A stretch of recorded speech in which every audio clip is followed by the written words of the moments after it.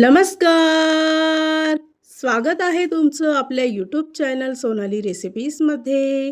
तर आजची खास रेसिपी आज आपण बनवणार आहे जांभूळ शॉट. खूपच सोपी आणि खूपच रिफ्रेशिंग ड्रिंक आहे. ही रेसिपी फक्त आपल्याला सीझनमध्येच बघायला मिळते. ठराविक फळं असे सीझनमध्ये येतात, त्यातील जांभूळ हा असा एक फळ आहे.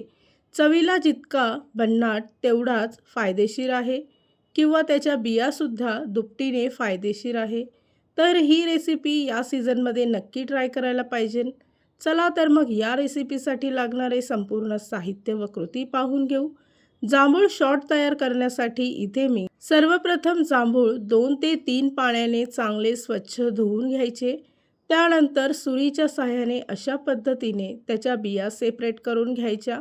साधारणतः पाव किलो जांभूळ इथे मी वापरले आहे. त्यामधून 2 ते 3 ग्लास जांभूळ शॉट तयार होईल. इथे मी सर्व बिया सेपरेट करून घेतल्या आहेत. त्यानंतर त्या एका मिक्सरच्या भांड्यामध्ये टाकायच्या. त्याचबरोबर अर्धा चमचा काळं मीठ, 2 चमचे साखर, पुदिन्याची पानं, 4 ते 5 बर्फाचे खडे, 1 लेमन आईस क्यूब. इथे मी लिंबाचा रस फ्रीझरमध्ये बर्फ करून ठेवला आहे. तो एका कंटेनरमध्ये स्टोर करून ठेवायचा. साधारणतः चमचाभर लिंबाचा रस असेल. अर्धा ग्लास पाणी टाकायचं आहे. 1 चमचा चाट मसाला टाकून मिश्रण वाटून घ्यायचं. चाट मसाला टाकताना व्हिडिओ थोडा स्किप झाला आहे. इथे आपलं जांभूळ शॉटसाठी लागणारं मिश्रण तयार झालं आहे. थोडं मिश्रण घट्ट असल्यामुळे यात पुन्हा अर्धा ग्लास थंडगार पाणी टाकायचं आणि मिश्रण एकदा मिक्स करून घ्यायचं आहे. त्यानंतर एका प्लेटमध्ये अर्धा चमचा मीठ, अर्धा चमचा लाल तिखट, अर्धा चमचा चाट मसाला घेऊन मिक्स करून घ्यायचा.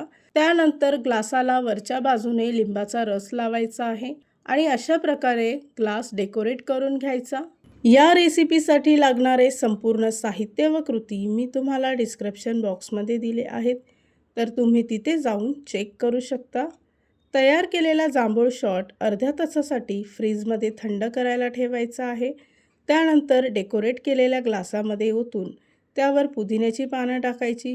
तयार झाली आहे आजची खास रेसिपी. खूपच सोपी, खूपच टेस्टी, एकदम रिफ्रेशिंग ड्रिंक जांभूळ शॉट.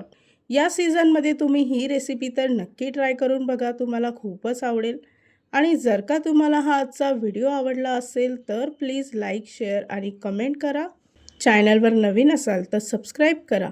सबस्क्राईब केल्यामुळे काय होईल, ज्या वेळेस मी रेसिपीचा नवीन व्हिडिओ अपलोड करेल तर त्याचं नोटिफिकेशन तुमच्या मोबाईलवर येईल. आणि पुन्हा भेटूया आपण अशीच एक रेसिपी घेऊन.